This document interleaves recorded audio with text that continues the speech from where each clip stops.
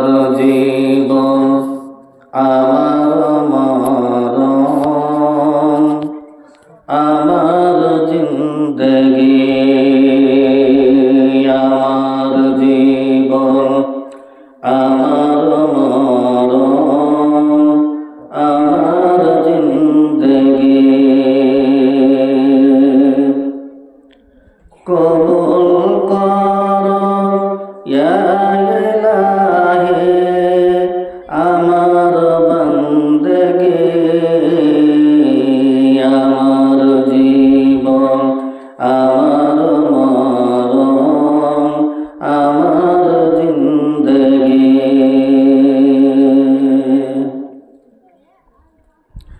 আমি প্রভু অসহায় নিরাশ্রয় দুর্বল নিরাশ্রয় দুর্বল তুমি শুধু পারো দিতে শক্তি অসম্ভব শক্তি অসম্ভব তাই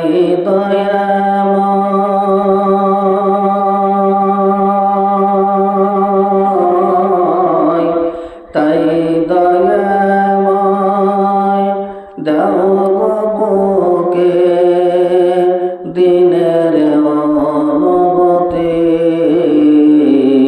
আমার জীবন আমার মরণ আমার জিন্দগি আমার জীবন আমার মরণ আমার জিন্দগি কাউরে হাত তুমি ফিরাও না প্রভু যে যখন হাত তুলেছে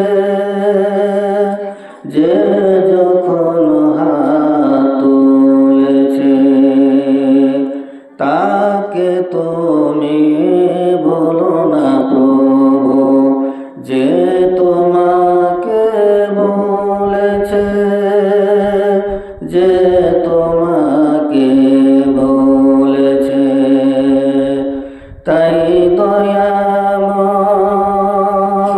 দয়াময় করো আমায় দিনের অনুরাগী আমার জীবন আমার মরণ আমার জিন্দগি আমার জীবন আমার মরণ আমার জিন্দগি কবুল করো ইয়া ইলাহি আমার বন্দগি আমার জীবন আমার মরণ আমার জিন্দগি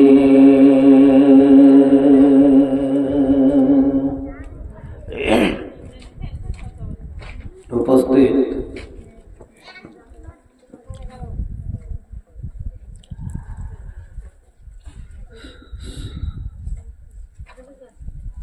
সামনে এবং পাশে সাইডে বসে থাকা শ্রোতাবৃন্দ সামনে বসে থাকা মা বোন ভগ্নী খালা আমার পাশে স্টেজে বসে থাকা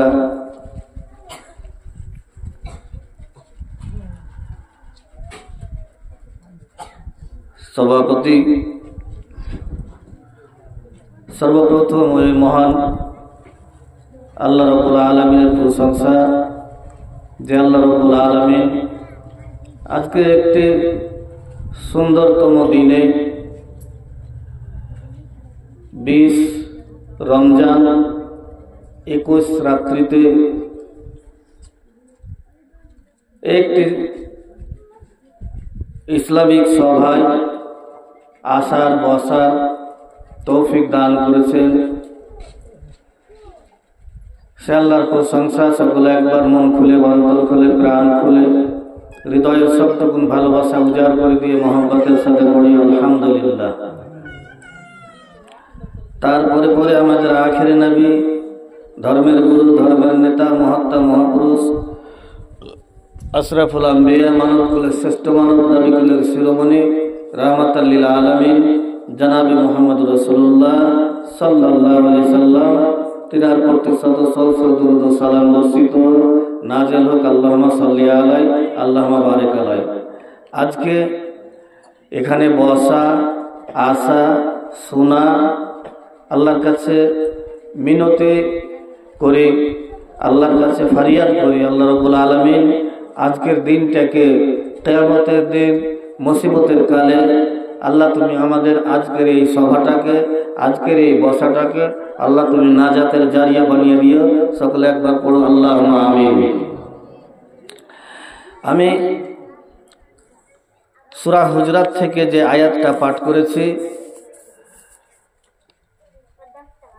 আমি যে বিষয় নিয়ে আলোচনা করব, কারণ রমজান নিয়ে দুইজন আলেম আলোচনা করলেন, আমি ওইদিকে আর যাচ্ছি না।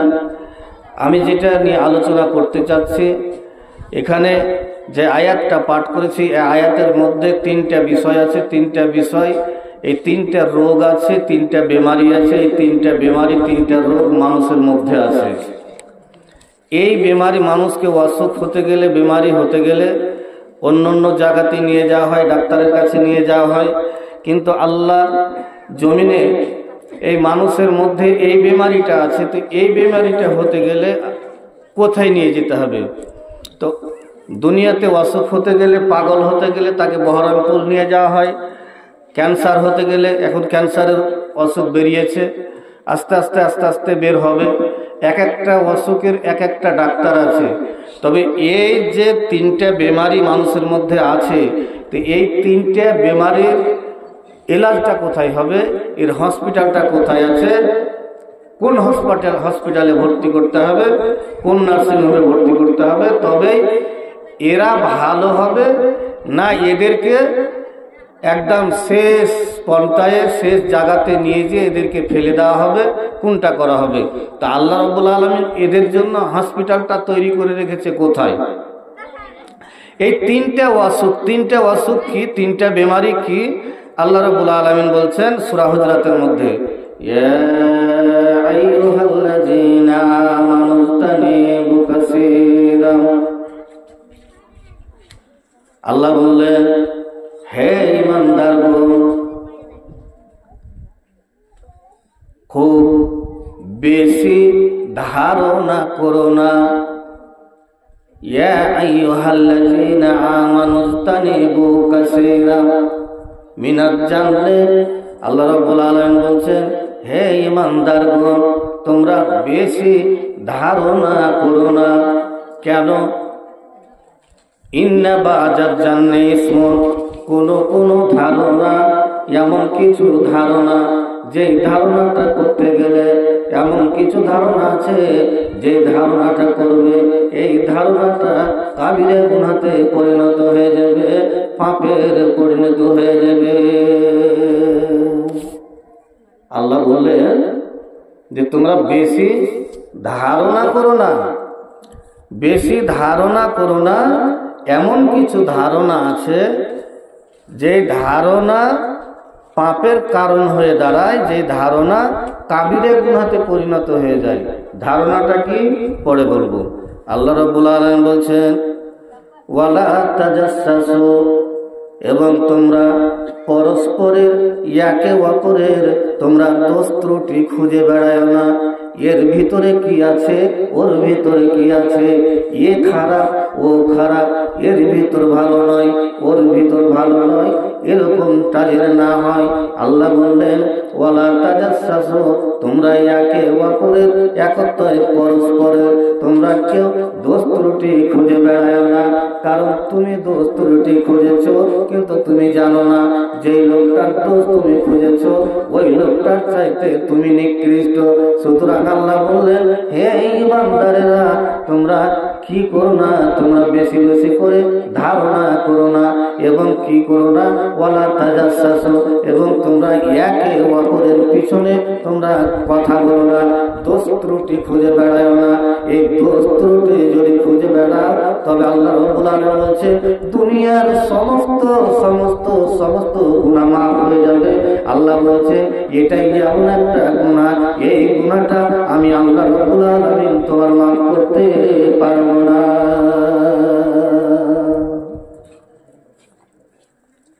ওয়ালা তাজাসসু, তোমরা একে অপরের পিছনে দোষ ত্রুটি তলাশ করো না, ওর কি আছে ওর কি নাই এরকম করো না। তারপরে কি আছে, ওয়ালা ইয়াগতাবু বাযুহুম বাযা, এবং আল্লাহ রাব্বুল আলামিন বললেন তোমরা একে অপরের পিছনে কাউরে পিছনে অপরের পিছনে তোমরা নিন্দা করো না, তোমরা গীবাত করো না। যেই গীবাতটা বড় বড় বড় বড় বড় গুনাহ হয়ে যাবে সেই কাজটা তোমরা করো না। তবে আল্লাহ এখানে তিনটা কথা বললেন। আল্লাহ বললেন তোমরা বেশি বেশি তোমরা ধারণা করো না। আর এক জায়গাতে বললেন ওয়ালা তাজাসসু, তোমরা একে অপরের দোষ ত্রুটি খুঁজে বেড়াও না। আবার বললেন ওয়ালা ইয়াগতাবু বাযুকুম বাযান, এবং তোমরা একে অপরের পেছনে তোমরা কখনো গীবাত করো না। এবার আমাকে জানতে হবে গীবাতটা কি। এই তিনটে বেমারি যদি মানুষের মধ্যে থাকে তো এই তিনটে বেমারির জন্য হসপিটালটা কোথায় রেখেছেন আল্লাহ, এর জায়গা কোথায়?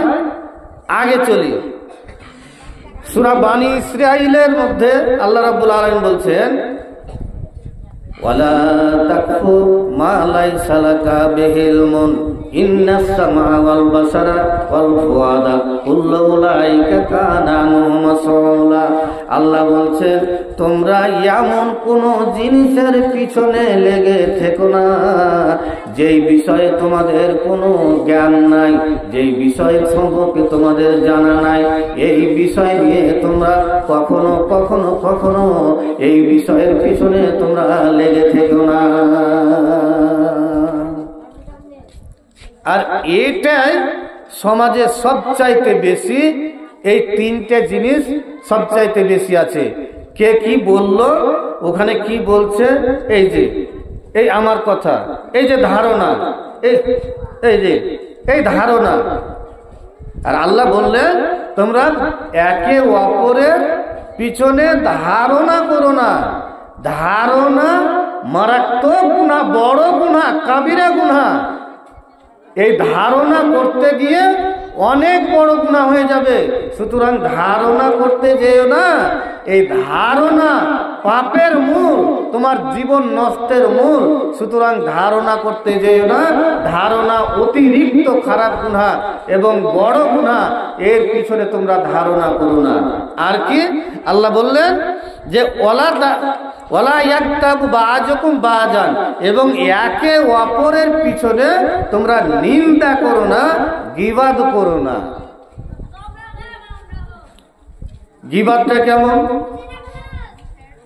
গীবাত হলো কেউ যদি অন্যায় করে থাকে, অন্যায় যদি করে থাকে, ধরেন যে কেউ চুরি করেছে, চুরি করেছে, এই চুরির কথাটা যা হয়েছে বিচার হয়েছে, ফয়সালা হয়ে গেছে, এবং এই চুরির কথাটা তুমি দোকানে গিয়ে বলছো, আরো 5টা মেয়ে ছেলেকে জমা করে তুমি বলছো, এটা হলো গীবাত। আর চুরি করেনি, চুরি করেনি, তুমি ধারণা করছো, আর ধারণা করে করে তুমি বলছো, এটা হয়ে গেল তোহমাত। তোহমাত হলো আলাদা আর গীবাত হলো আলাদা। গীবাত যেটা করেছে, ও করেছে, জেনা করেছে, ও চুরি করেছে, ও চুরি করেছে, মানুষ এখন একটা কথা কি বলে, ও চুরি করেছে, আমি বলতে পাবো না? না, আল্লাহ যেখানে বলছেন যে চুরি করেছে তবুও তুমি বলতে পাবে না, তোমার বলার অধিকার নাই, কারণ আল্লাহ তোমাকে ওই পারমিশন দেয়নি। আল্লাহ তোমাকে ওই পারমিশন দেয়নি। ও চুরি করেছে তবুও তুমি বলতে পারবে। মানুষ বলে কি, ও চুরি করেছে, আমি কইলি দোষ। হ্যাঁ, ও চুরি করেছে, ও যদি আল্লাহর কাছে তওবা করে, আল্লাহ যদি ওকে মাফ করে দেয় তো ও তো মাফ পেয়ে গেল। আর তুমি যে ওর গীবাতটা যে করলে, তো তোমার গুনাহটা তো বাড়তে থাকলো, তুমি তো গুনাহ করতে থাকলে। এবার আসি গীবাত। আল্লাহ রাব্বুল আলামিনের নবী জনাবে মুহাম্মদ রাসূলুল্লাহ সাল্লাল্লাহু আলাইহি ওয়াসাল্লাম বলছেন কি, আল গীবাতু আসাদ্দু মিনাজ জিনা, আল গীবাতু আসাদ্দু মিনাজ জিনা, আল গীবাতু আসাদ্দু মিনাজ জিনা। জেনার চাইতে গীবাত বড় গুনাহ, গীবাত চাইতে জেনার চাইতে গীবাত বড় গুনাহ, জেনার চাইতে গীবাত বড় গুনাহ। কেমন কথা? নবী বললেন গীবাত জেনার চাইতে বড় গুনাহ। কেন? আপনাকে বুঝিয়ে দিচ্ছি, আপনি বুঝতে পারবেন। তো কেন আল্লাহ বললেন? এর মধ্যে দুটা ভাগ আছে। গীবাত মানুষ করে, কোথায় করে না, তো গ্রামে করে, 5টা লোকের সামনে করে, 10টা লোকের সামনে করে, এবং গীবাত করে মসজিদে বসে বসে বসে বসে বসে বসে মসজিদের ভিতরে করে, কিংবা গীবাত করে ইয়েতে করে, দোকানে বসে বসে বসে বসে বসে করে। 5টা 7টা 10টা 20টা লোক থাকবে, আর ওই লোক থাকার পরে ওখানে গীবাতটা হবে। সুতরাং 10টা লোকের মাঝে গীবাত হলো, মসজিদের ভিতরে হলো, বাইরে হলো, যেখানে 10টা মেয়ে ছেলে থাকবে সেখানে গীবাত হলো। গীবাতটা হলো সবারই সামনে হলো, সবারই সামনে হলো, কারণ একে অপরের পিছনে তুমি গীবাত করতে লাগলে, তোমার যতটি লোক আছে তুমি সবারই সামনে গীবাত করলে। কিন্তু আল্লাহর নবী বললেন যে আল গীবাতু আসাদ্দু মিনাজ জিনা, আল গীবাতু আসাদ্দু মিনাজ জিনা, জিনার চাইতে গীবাতটা বড়। কেন বড় বললেন? জিনা মানুষে করতে যায়, ঘরের মধ্যে করতে যায়, পাটের ভুঁয়ে করতে যায়, ভুট্টার ভুঁয়ে করতে যায়, এমন জায়গাতে করতে যায় সেখানে কেউ দেখে না। বড় বড় হোটেলের মধ্যে যায়, লজের মধ্যে যায়, সেখানে যায়, কে থাকে না, তো ছেলে থাকে, মেয়ে থাকে, আর কেউ থাকে না। এবং গীবাত করলে তুমি হাজারো লোকের সামনে করলে, 5টা লোকের সামনে করলে, 10টা লোকের সামনে করলে, সবারই সামনে করলে তুমি এই গীবাতটা। আর ও জেনা করেছে, কোথায় করেছে না, তো ঘরের মধ্যে করেছে, লজের মধ্যে করেছে, হোটেলের মধ্যে করেছে, বাইসিতে করেছে, পূর্ণিয়াতে করেছে, এই জেনা করেছে।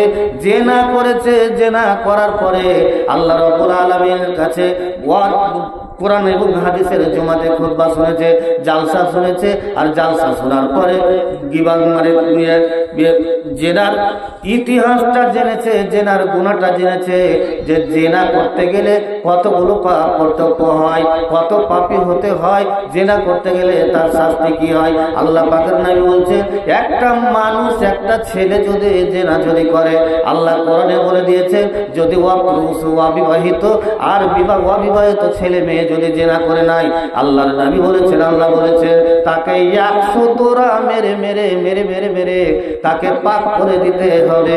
এবং পাক করে দেওয়ার পরে ওই লোকটা যদি আল্লাহর কাছে তওবা করে, আল্লাহ রাব্বুল আলামিন জালসাতে শুনেছে, আল্লাহ তওবা করেছি, আল্লাহ আমি মাফ চাইছি, আল্লাহ অন্যায় করেছি, ভুল করেছি, আল্লাহ তুমি আমাকে মাফ করে দাও। হতে পারে আল্লাহ রাব্বুল আলামিন মাফ করে দিতে পারেন, মাফ করে দেবে। কিন্তু এখানে জেনা করেছে, সেখানে তওবা করছে। এই জেনা এবং এই লোকটার মাঝে এবং আল্লাহর মাঝে কেউ নাই। এখানে আল্লাহ বান্দা, বান্দা আল্লাহ, আল্লাহ বান্দা, ডাইরেক্ট আল্লাহ বান্দা। এখানে আল্লাহর সাথে ডাইরেক্ট যোগাযোগ হচ্ছে। আল্লাহর নবী বললেন আল গীবাতু আসাদ্দু মিনাজ জিনা। জিনা করেছে আর জিনা করার পরে যে শাস্তি পাওয়া, সে শাস্তি পেয়ে নিয়েছে। আর সেই শাস্তি পেয়ে নেওয়ার পরে তারপরে ও আমার কাছে তওবা করেছে। আমি দয়াল, আমি রহমানুর রহিম, আমি ইচ্ছা করলে ওকে মাফ করে দিতে পারি, মাফ হয়ে গেল। কিন্তু যে গীবাত করেছে, গীবাত করার ফলে আল্লাহর নবী বলছেন আল গীবাতু আসাদ্দু মিনাজ জিনা। কেন জিনার চাইতে গীবাতটা বড় হয়ে গেল? যতটি লোকের সামনে তুমি গীবাত করেছো, আর তুমি যদি রাত্রে উঠে যদি আল্লাহর কাছে তওবা করো, আল্লাহ রাব্বুল আলামিন, আমি ওই লোকটার মুখে শুনেছি, ওই লোকটার পিছনে কথা বলেছি, ওই লোকটাকে বড় কথা বলেছি, আল্লাহ তুমি মাফ করে দাও। আল্লাহ বলছে না রে, না না না, আমি মাফ করতে পারবো না। কেন মাফ করতে পারবো না? এটা হচ্ছে আল্লাহ দুটা আল্লাহর আদালত হবে দুটা। একটা হবে হাক্কুল্লাহর, একটা হলো হাক্কুল ইবাদ। যেটা জিনা করে দিয়েছে এবং আল্লাহর কাছে ডাইরেক্ট উচাইছে, এটা হচ্ছে হাক্কুল্লাহ, আল্লাহ রাব্বুল আলামিনের সাথে ডাইরেক্ট হয়ে গেল। আর হাক্কুল ইবাদ হচ্ছে যেটা বান্দার পিছনে তুমি কথা বলেছো, বান্দা এবং বান্দা। এই বান্দার মধ্যে আল্লাহ রাব্বুল আলামিন বলছেন আমি তোর গুনাহকে ক্ষমা করতে পারবো না যতক্ষণ পর্যন্ত ওই লোকটা তোকে ক্ষমা না করবে, ততক্ষণ পর্যন্ত আমি আল্লাহ রাব্বুল আলামিন তোকে ক্ষমা করব না।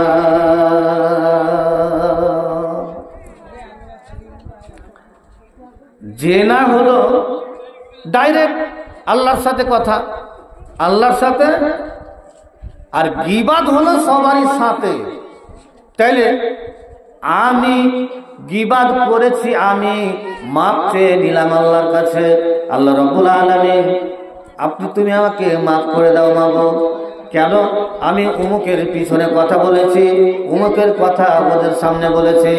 হতে পারে যদি আল্লাহ তোমাকে মাফ করে দেয়, মাফ করে দিলে, কিন্তু তুমি যাদের সাথে তুমি বলেছো, যাদের সামনে তুমি বলেছো, তারা আরো লোকের সামনে আলোচনা করতে লেগেছে, আলোচনা করছে নেটওয়ার্কের মতন।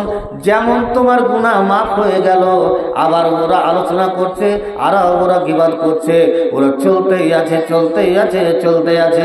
সুতরাং তোমার ওই দিককার গুনাহ মাফ হয়ে গেল এবং নেটওয়ার্কের মতো তোমার ব্যালেন্স জমা হতে থাকলো। ওই দিককার গুনাহ তোমার উপরে আবার চাপতে থাকলো। এই জন্য আল্লাহ রাব্বুল আলামিন বলছেন আল গীবাতু আসাদ্দু মিনাজ জিনা। জিনার চাইতে গীবাতটা হচ্ছে বড় গুনাহ।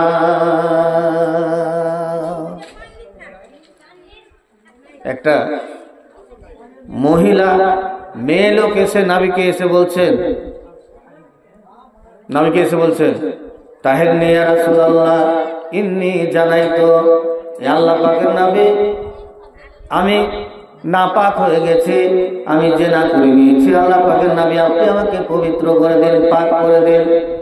নবী সাল্লাল্লাহু আলাইহি ওয়াসাল্লাম মুখটাকে ঘুরিয়ে নিলেন, আবার মুখের সামনে গিয়ে বলছেন আল্লাহ পাকের নবী, আমি নাপাক হয়ে গেছি, আমি অপবিত্র হয়েছি, আপনি আমাকে পাক করে দেন।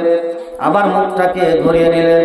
3 বার বলার পরে নবী সাল্লাল্লাহু আলাইহি ওয়াসাল্লাম বলছেন, মেয়েটা বলছেন আল্লাহ পাকের নবী, কেন আপনি মুখটাকে ফিরিয়ে নিচ্ছেন? আমি অপরাধ করেছি, আমি পাপ করেছি, আপনি আমাকে পবিত্র করে দেন। নবী সাল্লাল্লাহু আলাইহি ওয়াসাল্লাম বলে দিলেন সাহাবাকে, যাও রে যাও। এই মেয়েটা বিবাহিতা ছিল।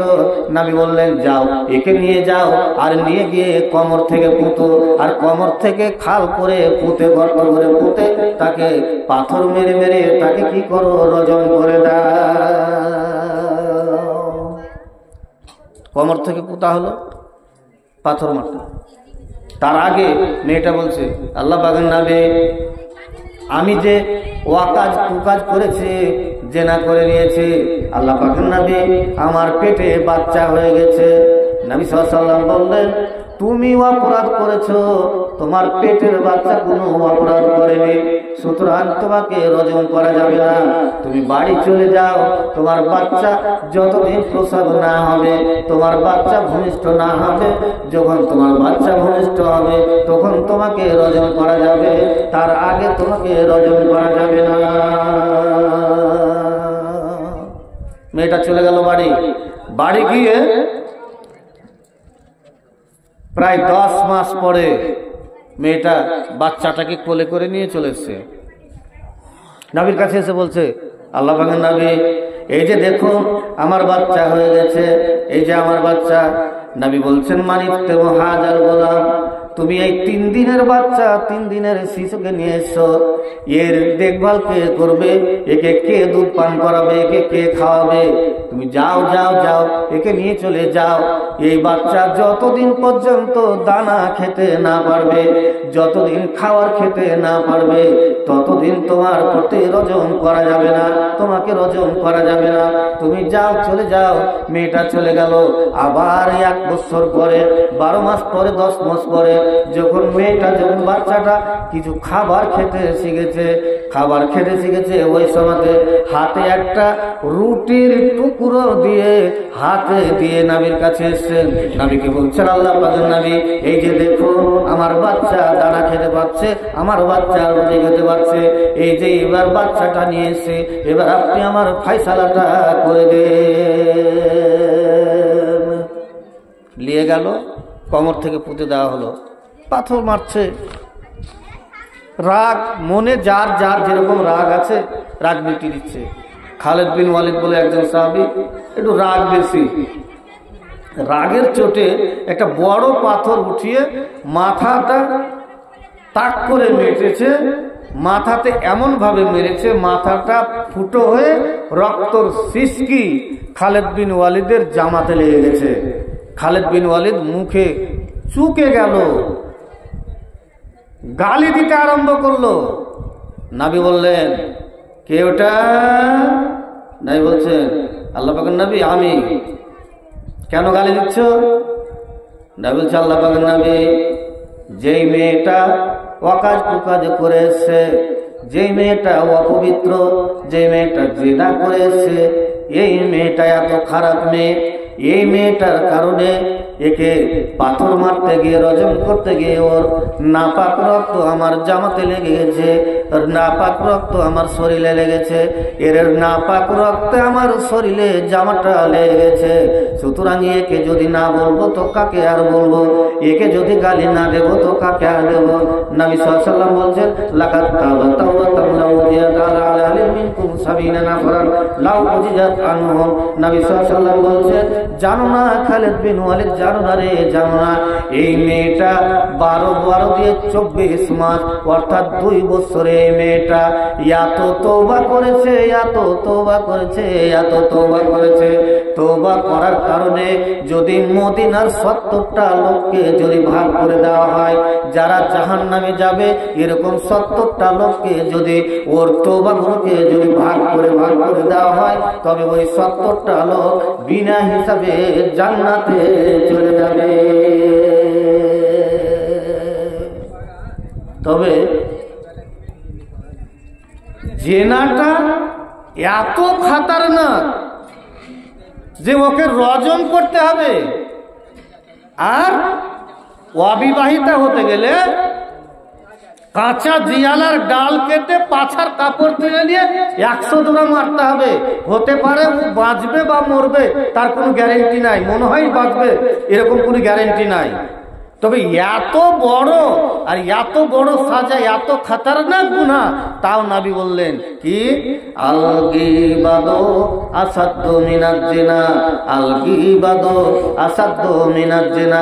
তারপরে নবী সাল্লাল্লাহু আলাইহি ওয়াসাল্লাম বলছেন, গীবাতটা কত বড় গুনাহ। যদি কোনো মানুষ যদি গীবাত করে বেড়ায়, কোনো মানুষ যদি গীবাত করে, হযরতে হুযায়ফা রাদিয়াল্লাহু তাআলা আনহু তিনি বর্ণনা করছেন, নবী সাল্লাল্লাহু আলাইহি ওয়াসাল্লাম বলেছেন, লা ইয়াদখুলুল জান্নাতা মান্নানুন না নামামুন। নবী সাল্লাল্লাহু আলাইহি ওয়াসাল্লাম বলছেন, কোন গীবাতকারী ব্যক্তি, যে চুগলখড়ি ব্যক্তি, গীবাতকারী ব্যক্তি, ও কোনোদিন জান্নাতে যেতে পারবে না, জান্নাতে দেওয়া হবে না, জান্নাতে দেওয়া হবে না। ওখানে আল্লাহ বললেন, আল্লাহ নবী বললেন যে আল গীবাত আসাদ্দু মিনাজ জিনা, আর এখানে নবী বললেন যে গীবাত যে করবে, গীবাত করা ব্যক্তি সে কোনোদিন জান্নাতে যাবে না। তাহলে গীবাতটা কত বড় গুনাহ। তাহলে গীবাত হচ্ছে যে পাপটা করেছে, এই পাপটা করেছে অথচ আমি বলতে পাবো না। গীবাত চুরি করেছে, চুরি করার কথাটা আমি বলতে পাবো না, আল্লাহ নিষেধ করলেন। এটা হলো গীবাত, কাজ করেছে। আর তোহমাত যেটা হলো, সেটা হলো করেনি, তোহমাত লাগিয়ে দিয়েছে। নবী সাল্লাল্লাহু আলাইহি ওয়াসাল্লাম কোনো এক যুদ্ধ থেকে, সফর থেকে আসছেন। নবী যখন কোনো সফরে যেতেন তো স্ত্রীদের নিয়ে লটারি করতেন, যার নাম উঠতো তাকে নিয়ে যেতেন। তো এইবার লটারি করেছে, হযরত আয়েশার নাম উঠেছে। তো হযরত আয়েশার কাছে ভালো পড়ার কোনো জিনিস নাই, তো ওর বোন আসমার কাছ থেকে একটা হার নিয়ে গেছে।